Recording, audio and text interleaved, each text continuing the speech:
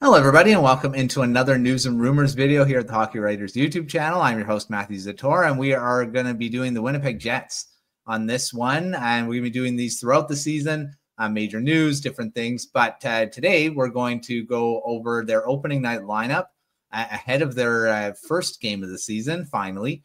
I got Mark here, who, of course, covers the Jets, and also we just saw him on the season preview show. So, Mark, how's it going?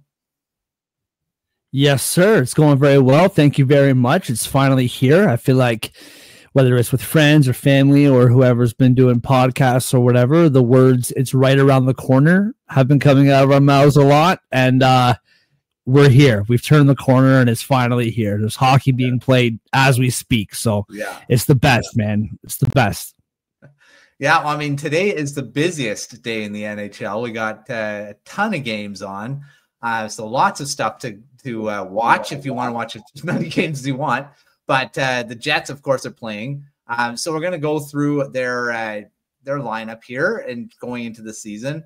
There were some injuries throughout the training camp. It looks like a few of the guys are coming back. So we'll start with the forward group, which this is from practice it'd be yesterday morning. I got to keep my days straight because we're recording the day before, but you guys are watching this the day of. So this is the forward group. So Mark, what do you about this group going into the season? Looks like Jonathan Toews is dealing with an injury. Looks like he's going to be in. What do you think about this group going in? Yeah, I mean, it's funny, right? Because we talked about this when we did the preview show, is that it's a team that it doesn't matter what they did the year before. It always feels like they have to prove themselves. You know, they had a really good season 2 seasons ago. Tough exit first round of the playoffs. And then, last year was a historic year for them. And then again, not like historic, but a really good year for them last year. And then again, it just feels like they have to prove themselves again. And when we're talking about this roster, when we did the preview, it looks good. Some holes down the middle. The Toews thing, we all hope for the best, but it's just hard to know till we watch it. And then you're getting, puck drop is the countdown's on, and you're looking at this roster and you're thinking, man, this is a pretty deep roster. You're finally here. It's a pretty deep roster. I do think the Toews thing, we will see if he does play. But if he doesn't, then Mestikov, he's been second-line center in the past. He's been there before. He's done that before. I think ideally as the season moves on, you would want Toews to succeed in that spot.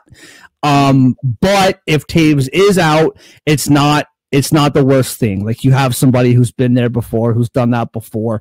I love the idea, and I know like last year it was kind of back and forth, but I follow deeper in the lineup with like Niederreiter. I think that third line, if that third line is the way it is with Toews playing, that has to, as the season goes on, be one of the better third lines in the league. So that's what sticks out to me. I think we all know that top line. Nyquist, we'll see how he blends in. Not the greatest year for him last year, so obviously hoping a bounce back like he had a couple years ago. But that third line, man, if that third line can click and if it can be healthy and consistent, that has the makings of being one of the best and most productive third lines in the whole league. 100%. And I mean, before we move on to the defense, I got to talk about Kyle Connor signing the big extension as well. We talked about on the season preview too. It might hang over the Jets throughout the season. Well, it won't, because he signed today as we're recording, 8-year contract. What do you think about the big extension? $96 million in total, multiple bonuses, full no move clause, which I mean was pretty much expected. What do you think? I mean, is that something that were you expecting it to get done at this point, or were you expecting it to go into the season? Yeah, I mean, first, can we just poke fun at everybody getting a no move clause? Like, Right? he deserves one, but like the fourth line winger for a non-playoff team probably also has one. So it just feels like they hand those things out like candy. No, man, this is awesome. It's one of those things, Maddie. Like you listen to people closer to the team, and they'll tell you this was always in the works. This has been going on. There was no panic, no concern. And you listen to people in the same market, across the rink in a different seat, and they'll tell you that they've been far apart on numbers and there was panic with this. So it's hard to really know. I love this for a couple reasons. Number one, obviously the money's great. For him to sign for 8 years, which is the last year you can do that, if I remember correctly, I believe it's going to be 7 years moving forward, right, with the new CBA. But for me, man, like, it's not odd for Canadian teams to have this rap of people just don't want to stay here. And we get that in Toronto. We get that all over the country. And for a Winnipeg team, and again, no disrespect to Winnipeg, it's a great city, but it's freezing cold. It's not the biggest city. There's lots of reasons why people could say that, people don't want to stay there. Well, your three best players are now there for the majority of their careers. And you got to feel like not only in the market, with the fan base, with the management, but with the room. Like, you have to feel like in the room, they're looking around, like the third liners, fourth liners, the people coming up, the Cole Perfettis of the world, who are looking at these best players who have chosen to stay here for basically their whole careers. I think that's awesome for the room as much as it is, on the ice and the fan base and all of that.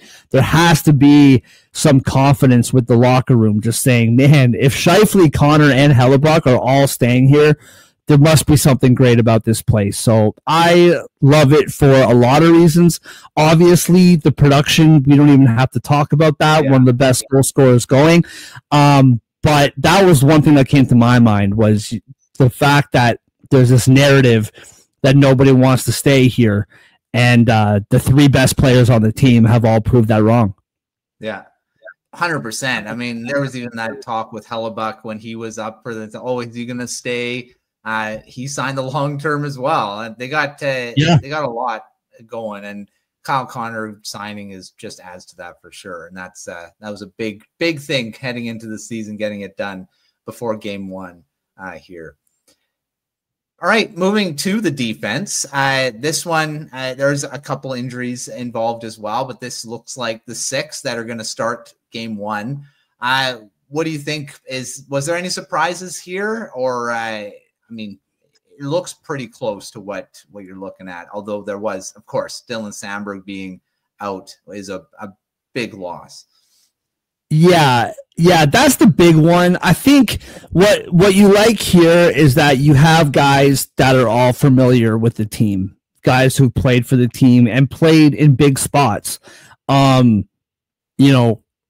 played playoffs and Logan Stanley's been there, so like you're not just bringing in some random guy or a guy from the minors getting his first shot. Like, you're bringing in guys who know the system, who know the teammates, who know the vibe of the Jets. So that to me doesn't really concern me. I think, if there was any weakness of the Jets going into it, is you had a ton of guys battling for that bottom pair, so that if someone got hurt up top, you just have a bunch of third line defensemen kind of filling in those roles. So that can be concerning long term. But all these guys are professionals. They've been here before. I like the size that they have, the physicality that they have. I think the mellow, they continue to prove that they trust him in big spots. Pionk, with the new deal, same thing.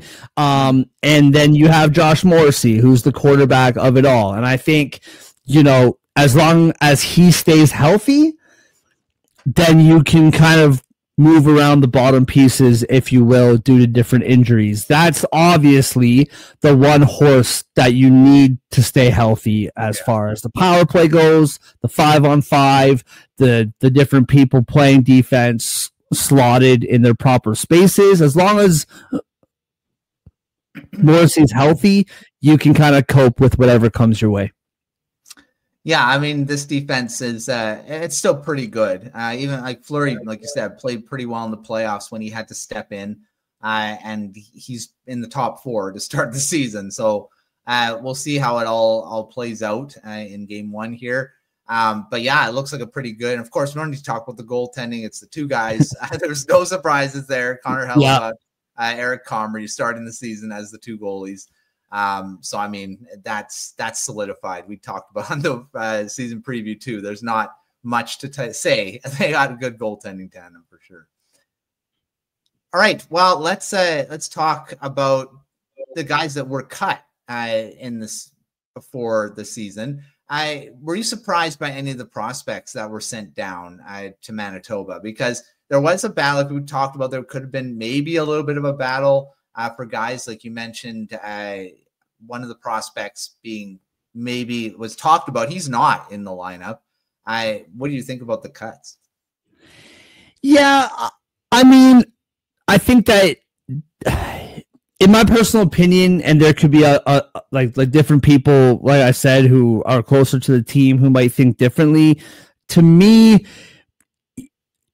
what you were battling for was to be that first call up, whether it's forward, whether it's defense. You were battling for the first call up. I think you look at this roster and there's no one, like, I don't know, maybe Ford. I don't know. Like, I look at this roster and I just think this is basically what we thought the roster was going to be. And the only reason why Ford is currently potentially playing is because of Taves maybe not playing. Yeah. So that's the only reason. So you put Taves back in there and you look up and down the roster, there's just no room. So I'm not surprised by the cuts whatsoever. I think that there were guys who definitely showed what they can do. And that was basically just fighting for the first call-ups. This wasn't a team that had any spots open. And like we said, especially defensively, right, is you already have a guy hurt and you're just throwing a guy in there who has played for the Jets already. You're right. There's no fresh blood. So that didn't really surprise me at all. I think that this roster has been pretty much set. The only real question, of course, was the second line center. And we all know what happened with that. So, yeah, no surprises for me. Yeah, I mean, there was some, like, Chibrikov is in the lineup because it's that Cole Perfetti's out. So, I mean, he's taking over that second line for now. So, I mean, once Perfetti's back, Chibrikov might stay in the lineup. He just might go down into the third, fourth line, or he'd be sent back to Manitoba. So, so we'll see how that all goes. But, yeah, it was pretty much set. Like we said, there wasn't a lot of things, especially with the new guys coming in, the couple veterans there. So, we'll see how it all goes. There's always injuries. There's always opportunity. Oh yeah, for guys coming up from the minors for sure. But thanks, Mark, for coming on and talking the Jets as we enter the season. And of course, now that Kyle Connor's signed long term, that won't be something we'll be talking about during the season on these videos. So we're gonna have to find something else to talk about. I'm sure there'll be more stuff to do. So. Make sure to check out everything at thehockeyguards.com. We got great articles throughout the site, season previews. We got recaps. So make sure you're checking out the recap after the game. There'll be something out there. And, of course, takeaways and game day previews, whatever else the Jets writing team has in store. But make sure you're checking all that out. But until our next one, we will see you next time.